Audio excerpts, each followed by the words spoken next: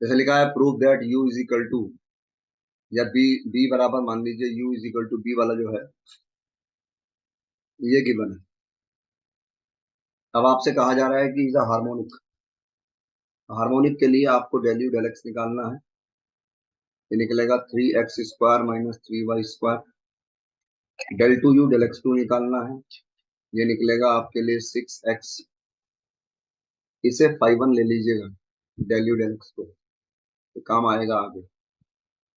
फिर del u del Y निकालना है, माइनस का 6xy।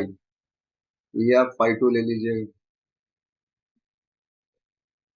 फिर del two u del y square, ये आप निकालेंगे जब, तो माइनस का 6x। ये आपके लिए वैल्यू। और गौर से देखें तो थर्ड और फिफ्थ की सहायता से आप ये कह सकते हैं कि del two u del x two plus del two u del y two zero है। इसका मतलब u इज हार्मोनिक। u जो होगा वो हार्मोनिक होगा। पहला पार्ट खत्म। फाइंड एनालिटिक, इसमें v निकालने को नहीं कहा। v निकाल सकते हैं वैसे, लेकिन जब एनालिटिक कहता है डायरेक्ट, तो फॉर्मूला है मिलन थॉम्सन का।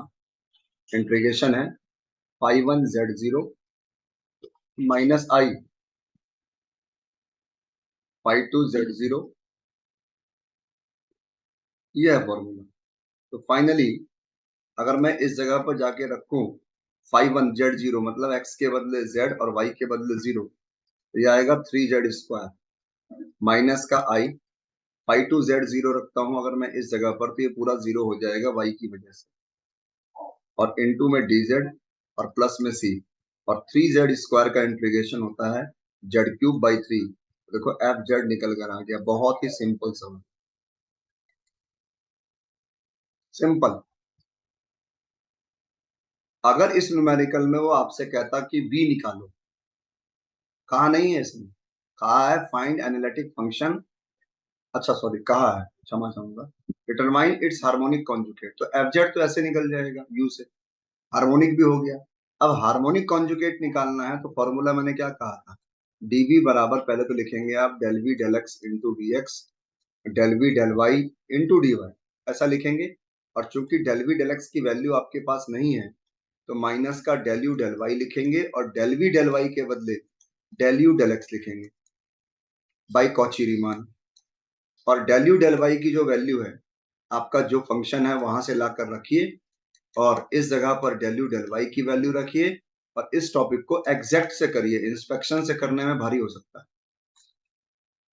एग्जैक्ट से करिए, हो जाएगा। एक न्यूमेरिकल, दो न्यूमेरिकल, तीन न्यूमेरिकल, जितने न्यूमेरिकल देखते जाओगे उतनी आपकी प्रैक्टिस बढ़ती जाएगी। बहुत न्यूमेरिकल दूंगा आपको, क्योंकि सारा खेल ही न्यूमेरिकल का है इसमें। थ्योरम यू की वन है। सबसे पहले डेल यू डेल एक्स निकाला, इसको आप φ1 ले सकते थे, इसको आप φ2 ले सकते हो, लेके ही रखो। फिर डेल टू निकाला, डेल टू निकाला, और देखो दोनों का सम 0 आ गया। तो u जो है सेटिस्फाई कर रहा है लाप्लास को, और u is a harmonic function. Okay, अब निकालना है कॉन्जुगेट। तो इसका v जो है वो हार्मोनिक कॉन्जुगेट है, तो del v upon del x del v upon del y के फॉर्मूले पे गए। फिर आपने इस जगह पर del v upon del x की वैल्यू तो आपके पास है नहीं, तो आपने कॉची रीमान की सहायता से, कॉची रीमान ये कहता है कि डेल यू डेल एक्स बराबर होता है del v upon del y, और डेल यू डेल वाई बराबर होता है माइनस का del v upon del x. तो यहां से गौर करें, del v upon del y के बदले तो ये रखेंगे, और del v upon del x के बदले माइनस का del u upon del y रखेंगे, और इनकी वैल्यू हमारे पास ऑलरेडी है। ये इस जगह पर आप दो तरीके अपना सकते हो, या तो एग्जैक्ट, किसी को एग्जैक्ट करना हो तो ये v 3x² minus 3y² dy, और ये 0, क्योंकि n के अंदर मतलब dy वाले हिस्से में जिस टर्म में x होगा वो नहीं लेना, और यहाँ y कांस्टेंट है, तो 3x² का होगा x³, 3y² का होगा 3y² x, और प्लस में c। ये रहा आपका v, ये रहा देखो नीचे। तो उससे किया मैंने एग्जैक्ट से, और यहाँ इंस्पेक्शन से किया हुआ है। देखो 3x² dx, x के साथ x है, इसका इंटीग्रल हो जाएगा, इस हिस्से को ध्यान से देखो और नीचे लिखे हुए हिस्से को ध्यान से देखो। ये इसका इंस्पेक्शन फॉर्म है, डिफरेंशियल फॉर्म है। एक्स का डिफरेंशियल dx और वाई स्क्वायर का होगा 2y dy। बिल्कुल ओके है फर्स्ट सेकंड के हिसाब से। जब इंटीग्रल करेंगे तो d हट जाएगा, यहाँ पर इंटीग्रल हो जाएगा एक्स क्यूब और यहाँ से d हटेगा, आपकी वैल्यू। जो तरीका आपको पसंद हो वो तरीका अपनाइए। मैंने दोनों तरीकों से, लेकिन सवाल करिए, तभी तो पता लगेगा तरीका कि आप किस काम में काम करना चाहते हो। कोई और कर रखा है ना, ये मैंने एग्जैक्ट से निकाला है। और एफजेड देखो मैंने यहाँ पर यू से, यू और वी से भी निकाला है। देखो यू और वी, मैंने यू रखा, वी रखा, फिर मैंने क्या किया इस जगह से देखो। अब ये चीज आप शायद सोच ना पाओ, मैंने कहा ना, मतलब लगता तो ठीक है कि चलो सवाल हमने कर लिए। अब मैंने आई कॉमन लिया, ये पूरा फॉर्मूला ए प्लस बी का क्यूब बन गया, एक्स प्लस आई, वाई के बदले जेड आ गया। तो क्या इतना आप सोच पाएंगे? मुसीबत ये है। सो बेटर है कि आप एफजेड निकालने के लिए ये ना करके, यू गिवन था आपको, आप क्या करते, ये यू गिवन था, डेल यू डेल एक्स तो निकाला ही है आपने, इसे फाइव वन लो। डेल यू डेल वाई निकाला है, इसे फाइव टू लो। एक्स के बदले जेड, वाई के बदले जीरो रखो, एक्स के बदले जेड, वाई के बदले जीरो रखो, और रखने पर जो भी आएगा बस कर दो उससे वैल्यू। देखो ये तो जीरो हो रहा है, यहाँ रखोगे y के बदले जीरो, x के बदले z, तो 3z स्क्वायर आएगा। और जब यहाँ रखोगे तो 3z स्क्वायर प्लस का हो जाएगा, और इंटीग्रल करोगे तो आई जेड क्यूब आ जाएगा प्लस में सी। ऊपर भी यही था। क्वेश्चन खत्म। कर पाएंगे?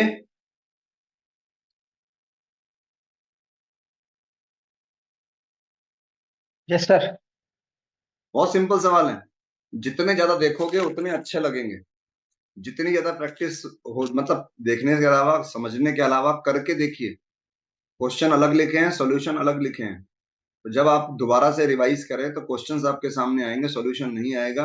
आप अपनी वर्किंग, मतलब कहने का मतलब है कि अगर मैं आपसे ये कहूं कि यू गिवन है, तो आपको वर्किंग, मतलब प्रैक्टिस का मतलब सवाल करना नहीं होता। कई लोग रिवीजन का मतलब समझते हैं कि आज मैंने 2 चैप्टर कर दिए, आज मैंने 20 सवाल कर दिए, आज मैंने 25 सवाल कर दिए।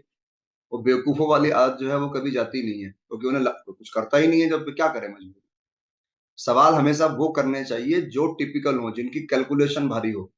लेकिन ये बातें वो कर सकता है जिस बंदे ने पूरे टाइम पढ़ाई करी हो। अगर मुझे यू गिवन है तो वर्किंग बताओ आप। जिसको वर्किंग पता है वो सवाल कर लेगा, क्योंकि उसे डिफरेंशियल भी आता है, उसे इंटीग्रल भी आता है। जिसे वर्किंग ही नहीं पता कि यू अगर दिया हो तो वी कैसे निकालेंगे, मैं पूछ लूं, खाली समझ रहे हैं हम कॉपी में, तो कोई बेनिफिट नहीं है। मुझे इसकी वर्किंग अगर याद है तो मुझे कोई भी सवाल दे दो, फिर मैं कर दूंगा। यू गिवन होगा तो डेल यू डेल एक्स और डेल यू डेल वाई निकालेंगे, फिर डीवी का फॉर्मूला है वो रखेंगे, फिर कॉची रीमान लगाएंगे, डेल यू डेल वाई और डेल यू डेल एक्स की वैल्यू रखेंगे। और दो तरीके हैं, लेकिन हम एग्जैक्ट वाले से करेंगे। एग्जैक्ट वाले में जो राइट हैंड साइड है उसमें एक्स वाला जो पार्ट है उसको m मान लीजिए, y वाले को n, लेकिन m तो पूरा का पूरा लेते हैं इंटीग्रल में, लेकिन n में सिर्फ वो लेते हैं जिस हिस्से में x ना हो। और अगर हर हिस्से में x है तो जीरो ले लेंगे, और प्लस में c। और यहाँ पर m के अंदर जो y होगा वो कांस्टेंट होगा, इंटीग्रेशन सिर्फ x का होगा, और अगर x नहीं है तो 1 का होगा।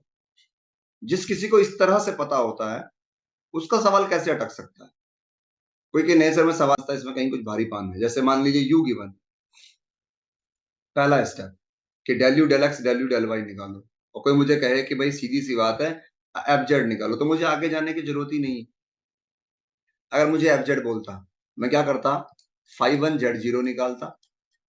मतलब इस जगह पर मैं एक्स के बदले जेड और वाई के बदले जीरो रखता, आता माइनस का साइन जेड। मैं फाइव टू जेड जीरो निकालता, इसमें एक्स के बदले जेड, वाई के बदले जीरो, लेकिन साइन एक्स जीरो का मतलब जीरो होता है। और मैं मिलन्स के फॉर्मूले में जाता, इंटीग्रेशन होता, five one I minus I five two D Z plus C होता, और फाइव वन की वैल्यू रखता minus sine Z D Z. देखिए, मैं आपको ये समझा रहा था कि अगर कोई मुझे कहे कि यू गिवन है एफ जेड निकालो, तो यू गिवन है cos X cos H Y, okay जी। मैं डेल यू डेल एक्स निकालूंगा, जो कि मेरा 5(1)xy है। वैल्यू निकल के आ गई minus sine x cos H y. मैं यहाँ से 5(1)z0 निकाल कर बैठ जाऊंगा, जो कि माइनस का साइन जेड आएगा। इसके बाद मैं डेल यू डेल वाई निकालूंगा, 5(2)xy वैल्यू आएगी cos x sin hy। और मैं इसमें जब आपको x के बदले z और y के बदले 0 रखने को कहूंगा तो 0 आएगा, क्योंकि sin h0 की वैल्यू 0 होती है। और मिलन थॉमसन का जो फॉर्मूला है वो ये है सर, 5(1) माइनस आई 5(2) dz बराबर प्लस में c। 5(1) की वैल्यू है माइनस का साइन जेड, 5(2) 0 है, और साइन की इंटीग्रेशन होती है माइनस कॉस। तो ये रहा देखो आपका और मेरा एफ जेड, जिसे निकालने में मुझे मात्र 1 मिनट या 1.5 मिनट लगता है। लेकिन जो आदमी पेपर से पहले 3 दिन की छुट्टी में पढ़ता है, ध्यान रखना, वो सिर्फ पास हो जाता है किस्मत के सहारे, और क्योंकि वो ऐसा पेपर दे रहा है जिसमें उसे compete किसी से नहीं करना, इसीलिए वो हर जगह सक्सेसफुल दिखता है कि बीएससी पास कर ली, इंटर पास कर ली।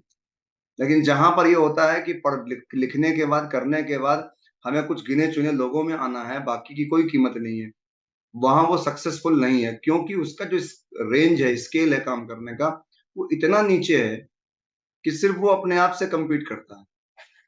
और जो अपने आप से compete करता है बहुत अच्छी बात है, लेकिन कंपटीशन इतना हो कि अपने आप में इंप्रूवमेंट हो। कल अगर मैं 30 लाता हूं तो आज 40 लाऊं, 40 लाता हूं तो 50 लाऊं, मुझे वो देखना है। मेरा अपने में भी इंप्रूवमेंट नहीं हो रहा है, दुनिया से तो क्या ही compete करूंगा मैं। तो सिंपल एब्जेक्ट निकल गया। मुझे वर्किंग पता है कि क्या मुझे करना है। कोई कहे सर नहीं, अगर एब्जेक्ट तो चलो निकाल लेंगे, लेकिन अगर हार्मोनिक पूछेगा तो कोई दिक्कत नहीं है, डेल यू डेल एक्स से डेल टू निकालूंगा, del u del del u del y से डेल टू निकालूंगा, दोनों को जोड़ूंगा, जीरो आना चाहिए, और जीरो आ गया तो सेटिस्फाई लाप्लास। फिर कोई कहे सर डीवी वी निकालना है, u गिवन है, अगर रियल पार्ट दिया गया है तो इमेजिनरी पार्ट निकालो, u अगर हार्मोनिक फंक्शन है तो इसका कॉन्जुगेट हार्मोनिक निकालो। तो मैं कहूंगा भाई देखो ये फॉर्मूला है, अब आप तुम और आप देख लो भाई, इसमें तुम्हें वैल्यू रखनी है। वो कहेगा भाई sir del v del x की वैल्यू तो अपने पास है ही नहीं, u गिवन है। तो हम कहेंगे भाई ऐसा करो, फिर कॉची रीमान की सहायता लो, क्योंकि एनालिटिक है, माइनस का डेल यू डेल वाई, तो डेल यू डेल वाई की वैल्यू यहाँ से रख देंगे। फिर कोई कहेगा sir del v del y क्या करें, भाई उसके बदले तुम डेल यू डेल एक्स रख दो, उसकी वैल्यू हम यहां से रख देंगे इस जगह पर। तो सबसे पहली चीज ये आती है सर कि मैं जब ये रखूंगा, रखने के बाद अब मैं क्या करूंगा, मैंने कहा ना जो यहाँ है x के साथ उसे m मान लो, और जो यहाँ है y के साथ उसे n मान लो, और आप कहो कि भाई मैं जो है इस equation it is exact, so integration, जब इंटीग्रेशन करोगे v, तो m तो पूरा का पूरा लोगे, लेकिन m के अंदर जहां जहां y होगा वो कांस्टेंट की तरह ट्रीट होगा, और n के अंदर जहां भी x होगा उस हिस्से को नहीं लेंगे, जिसमें x नहीं होगा वो लेंगे। मान लो कहीं पर लिखा है x square y square plus one n बराबर, तो हम n बराबर खाली वाई स्क्वायर प्लस वन लेंगे। और कहीं पर मान लो X square into Y square plus one है, तो हम जीरो लेंगे, क्योंकि एक्स स्क्वायर तो हर हिस्से में है, मल्टीप्लाई में आ गया ना बाहर, और हो गया। और एफजेड निकालना है तो यू और वी से भी निकाल सकते हैं, और जो भी निकालना है मिलन उससे।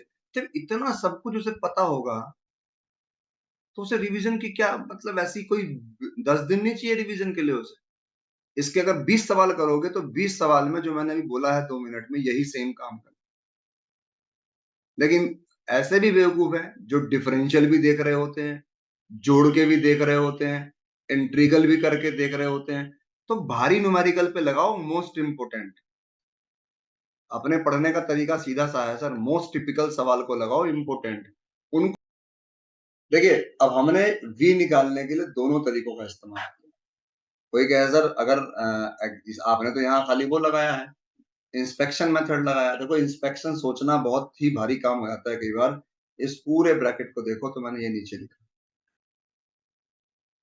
कोई कहे सर नहीं मैं नहीं करूंगा ऐसे, मैं तो एग्जैक्ट से करूंगा, तो फिर यहीं रुक जाओ, यहीं रुक जाओ। क्या रुकोगे सर, ये m है, ये n है, और एग्जैक्ट लिखोगे और dv के बदले v लिखोगे, इंटीग्रल करोगे माइनस का cos x इंटू dx। मैंने क्या कहा, साइन एच वाई जो है y कांस्टेंट है, इंटीग्रल से बाहर निकाल, और n में कोई भी टर्म x की नहीं होनी चाहिए, लेकिन यहाँ साइन x है इसलिए पूरी टर्म बेकार है। और भाई साहब माइनस कॉस x का इंटीग्रेशन साइन x आएगा, माइनस का माइनस रहेगा, और देखो sine x sine H Y plus C, यही आपका एफ जेड है। नीचे चाहे तो देख लो, देख लो, यही आपका वी है। सॉरी, मान लो कोई कहे जी मैं ये इंस्पेक्शन से नहीं कर पाऊंगा, मैंने कहा ना यहीं रुक जाओ, यहीं रुक जाओ। और ये इक्वेशन एग्जैक्ट है, जो ये दिख रहा है राइट हैंड साइड, ये एग्जैक्ट है। कोई कहे जी एग्जैक्ट का मतलब आप डायरेक्ट लगा रहे हो, एग्जैक्ट का मतलब क्या होता है? देखो एग्जैक्ट का मतलब होता है जो x का पार्ट है उसको y के रेस्पेक्ट में डिफरेंशिएट करो, ये आएगा e की पावर x cos y। और जो n का पार्ट है, जो dy का पार्ट है, उसे n मानिए, उसे x के रेस्पेक्ट में डिफरेंशियल करिए और आप देखेंगे कि दोनों आपस में इक्वल है। ये होता है एग्जैक्ट। तो चेक करने की जरूरत नहीं, ऑलवेज एग्जैक्ट है। एग्जैक्ट के बाद सॉल्यूशन कैसे निकलता है? एग्जैक्ट के बाद सॉल्यूशन ऐसे निकलता है सर कि आप जब इंटीग्रेशन करेंगे तो dv का v होगा, x वाला पूरा हिस्सा लेंगे, लेकिन उसमें सिर्फ और सिर्फ e की पावर x का इंटीग्रेशन होगा, तो e की पावर x का e की पावर x ही आएगा। लेकिन यहां पर गौर करिए, n में हम कुछ भी नहीं ले पाएंगे, क्योंकि n में x की टर्म नहीं होनी चाहिए, यहां पर e की पावर x इंटू में है। और ये आ गया देखो भी, ये रहा देखो भी। मैं समझता हूं कि ये न्यूमेरिकल बहुत इंपॉर्टेंट होने के साथ साथ इतने आसान है। से एफ जेड कैसे निकलना है? यू और वी से। देखो यू और वी से निकालना थोड़ा भारी पड़ेगा, कुछ आसान सवाल तो आप कर दोगे। जैसे ये आसान सवाल आपने इसमें वही क्या रखा, u प्लस आई वी रखा, आपने e की पावर x कॉमन लिया, देखो cos थीटा e की पावर आई थीटा बराबर cos थीटा प्लस आई साइन थीटा, ये फॉर्मेट है, आपने रख दिया। e की पावर z आ गया, e की power x plus I Y बराबर e की पावर z प्लस थीटा। लेकिन ये कई बार कईयों से नहीं हो पाता, इसलिए और इस पर जाइए ना सर, ये इजीली हो जाता है। इसमें x और y में नहीं होती टर्म, डायरेक्ट z में होती है। इसमें क्या होता है, x और y में होती है, उसको z में चेंज करने के लिए x प्लस आई वाई लाना बड़ा टेढ़ी खीर हो जाता है। इसमें तो इजी है। अब सवाल क्लास में मान लो यही वाला कर लें हम, या अपने आप में तो हमें लगेगा टॉपिक आसान है, लेकिन मैंने क्या कहा, कई सवाल ऐसे हैं जो बहुत टिपिकल हैं। तो हर तरह के सवाल देखो तब डिसीजन लो कि क्या करना है। इसीलिए मैंने हर जगह और करके आपको पूरा समय दिया। उम्मीद करता हूं कर पाएंगे। कंफर्म है? Yes sir. Yes sir. अब देखिए ये सवाल आपकी बुक में नहीं है, और मुझे इसको देने का रीजन था, बहुत बड़ा रीजन था इसे देने का। हमारी बुक में सारे सवाल देखना, अगर आपके पास एसजे पब्लिकेशन की बुक पड़ी है, सब जगह यू गिवन है और वी निकालना है। यू का मतलब होता है एफ जेड का रियल पार्ट। मैंने कहा ना कभी कभी ऐसा भी हो सकता है कि यू ना देकर वो कह दे कि it is a real part of F Z, तो आपको लिखना पड़ेगा यू बराबर, और वी जो होता है वो इमेजनरी पार्ट। तो हमने यू गिवन था, वी कई बार निकाल लिया, कई बार क्या, हर बार निकाला। इस क्वेश्चन में देखो वी गिवन है, क्या लिखा है पढ़ो, फाइंड द एनालिटिक फंक्शन, मतलब एफ जेड निकालना है u plus i v. Whose, whose जिसका इमेजनरी पार्ट, ये रहा imaginary part, word imaginary part कौन है, v, इज गिवन मतलब ये v गिवन है, and find the real part, real part मतलब u। तो कितना घुमा के पूछा है हमें। इस न्यूमेरिकल में u की जगह अब तक जितने न्यूमेरिकल किए सब में u था, इसमें v गिवन है और u निकालना है। वर्किंग वही है बिल्कुल, लेकिन लेकिन अगर एफजेड निकालने को आ जाए मिलन थॉमसन से, तरीका चेंज है। इसलिए कहता हूं जिसको वर्किंग पता है ना, वो नहीं अटक रहा कहीं। बीएससी ऐसी जगह पर देखो गारंटी ले सकते हैं हम, हायर लेवल की तो मैं बात नहीं करता, लेकिन जिस लेवल की हम पढ़ाई कराते हैं, जिस लेवल को हम पढ़ा रहे हैं, उसका हमने एक 75 प्लस वाला काम किया हुआ। अब वो डिलीवर नहीं हो रहा, वो एक अलग बात है। ये लिया और del v upon del y निकालो। कॉस एच वाई का डिफरेंशियल साइन एच वाई होता है, कोई माइनस नहीं आता। कॉस एक्स का डिफरेंशियल माइनस साइन एक्स होता है। ध्यान दे, इसमें क्या करते हैं, इसको साई टू लेते हैं, जबकि पहले वाले में u वाले में इसे phi1 लेते थे, इसे phi2, लेकिन यहाँ उल्टा है, इसे psi1 लेते हैं, चाहे तो phi1 ले लो, और इसे लेते हैं psi2। नोट करो, x वाले को 2 लेते हैं, y वाले को 1, ये सबसे बड़ा चेंज है ये। और यहीं से आपने psi1 z0 निकालना है, तो साइन z के बदले x के बदले z रखेंगे तो साइन z आएगा, और cos h0 की वैल्यू 1 होती है। ऐसे ही psi2 z0 निकालेंगे, वैल्यू आएगी आपके लिए, गौर करिएगा, x के बदले z, y के बदले 0, तो ये आएगा।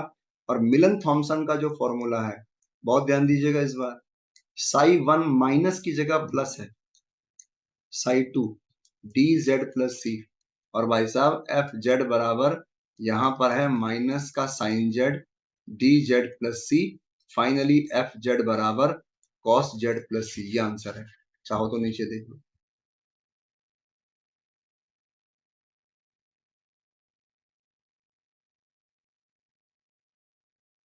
सॉरी सॉरी, इसमें साई टू मैंने उल्टा रख दिया, आगे पीछे रख दी वैल्यू, ये साई टू था, मैंने साई वन लिख दिया, और ये साई वन, तो इस जगह पर आई आ जाएगा साथ में। ठीक है ना, बस ये रहा, देखो और कर रखा है नीचे सॉल्व, और करके कुछ नहीं छोड़ा, कुछ भी नहीं, ये रहा।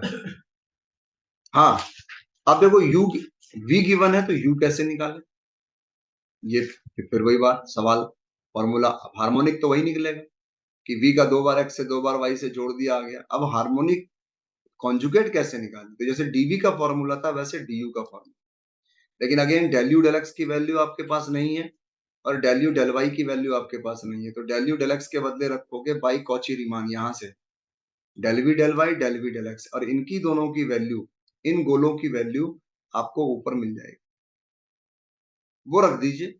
रखने के बाद फिर वही बात कि इंस्पेक्शन लगाऊं या एग्जैक्ट, तो आप एग्जैक्ट लगाओ, क्योंकि इंस्पेक्शन हो सकता है आपको भारी पड़े, ये एग्जैक्ट है। बस खाली आपको इसके आगे लिखना है right hand side exact, so integration, integration के बाद, इंटीग्रेटिंग के बाद जब आप देखोगे, मैंने क्या कहा, m वाला dx वाला तो पूरा हिस्सा रखा जाएगा पूरा, लेकिन जब ndy करेंगे तो जीरो हो जाएगा, क्योंकि हमने कहा कोई भी टर्म x की नहीं होनी चाहिए, और cos x का इंटीग्रेशन सबको पता है कितना होता है, sin x, और देख लो यही वैल्यू आई होगी v की, सॉरी u की, इस तरह से निकाल सकते हो, है कि नहीं। तो कुल मिलाकर आप और मैं, दो दो तरीके आपके सामने हैं, बराबर गिवन है, ये टेन इनवर्स का सवाल है, डिफरेंशियल कैसे करना है, क्या तरीका है, किस तरह से आपने देखो निकाला, ये सब कुछ यहाँ लिखा। अब देखो ये इंस्पेक्शन का ये फॉर्मूला देखो, आप कितना गजब फॉर्मूला, ये फॉर्मूला अगर आप ध्यान से देखोगे, सोच के देखिए कि इंस्पेक्शन लिखा है हमने, log x square plus Y square का डिफरेंशियल करना है, किसी के रेस्पेक्ट में ही नॉर्मल, लॉग एक्स का डिफरेंशियल होता है 1/x, एक्स स्क्वायर का होगा 2x dx, वाई स्क्वायर का होगा 2y dy, तो देखो यहां से 2 निकाल दो तो 1/2 यहाँ आ जाएगा, और देखो ये वैल्यू है इसकी। अब लिख देते हैं, फॉर्मूला है, आपको मानना पड़ेगा, होता है, लेकिन याद नहीं आता, इसीलिए कह रहा हूं प्रैक्टिस, अगर आप करके रखोगे, देखते हो आपको भी याद आ जाएगा, और आप लिखोगे उसे एक्सप्लेन कोई भी कर देगा, मैंने कर दिया एक्सप्लेन, कोई कैसा भी है तो रटना पड़ रहा, समझा दिया, लो समझा दिया, लेकिन वाकई में प्रैक्टिस का मतलब ही रटना होता है, लेकिन रटने को इतनी हिकार भरी नजर से मत देखें, रट वही पाता है जो दिमाग में उसे रख पाता है, बस आगे डिलीवर भी करना है। अब देखिए एफ जेड, क्या गजब का फॉर्मूला लगाया इसमें, आपकी सोच से बिल्कुल परे। आप अगर किसी को कहेंगे आज की डेट में बीएससी के बच्चे को, तो उसे ये फॉर्मूला पता ही नहीं होगा, क्योंकि ये टिग्नोमेट्री का फॉर्मूला है, और टिग्नोमेट्री कम से कम बीएससी से 6-7 साल से गायब है। Log X plus I Y, याद करो ये फॉर्मूला पहले भी आया था, 1/2 log x square plus Y square plus I tan inverse Y upon X, ये फॉर्मूला। तो आज मैंने इस पूरी लाइन के बदले log X plus I Y लिखा, और मैंने यहाँ नोट लिखा आपके लिए, और नीचे फॉर्मूला लिखा है देखो। और x प्लस आई वाई का मतलब होता है z, आ गया एफ जेड। कोई कहे नहीं सर मैं तो ऐसे नहीं निकालूंगा जैसे आपने पहले किया था, मैं तो वैसे निकालूंगा मिलन थॉमसन से। तो भाई ले ले, मिलन थॉमसन से भी कर रखा है भाई, ये लो। समझ रहे मेरी बात को?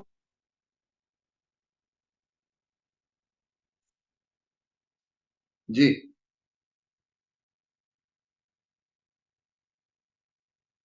Yes sir. करिएगा। एक सवाल आज ये दिया आपको कि ये तो यार इंपॉर्टेंट तो नहीं था लेकिन अच्छा लगा मुझे। u गिवन है, v गिवन है, both u and v satisfy Laplace. तो मतलब u का 2 बार x से 2 बार y से डिफरेंशियल करके जोड़ना है, जीरो आना चाहिए। इसी प्रकार v का 2 बार x से 2 बार y से डिफरेंशियल करके जोड़ना है, जीरो आना चाहिए। But u plus i v is not analytic function. ये सवाल अपने आप में बड़ा जबरदस्त लगा कि ये हार्मोनिक है, वो ये निकाल लिया। लेकिन उसने यहाँ पर कहा कि कॉची रीमान की कंडीशन को होल्ड नहीं कर रहा, मतलब डेल यू डेल एक्स की value del v del y के बराबर नहीं है और डेल यू डेल वाई की value del v del x के बराबर नहीं है। इसका मतलब ये एनालिटिक नहीं हो सकता, फिर कॉची रीमान को होल्ड नहीं कर। खत्म। बढ़िया सवाल है लेकिन हटके पहले के सवाल से। और ये सवाल एक लास्ट है, ये जरूर देखिए और दोनों तरीकों से करिए, जो भी आपके पास तरीका। ठीक है जी?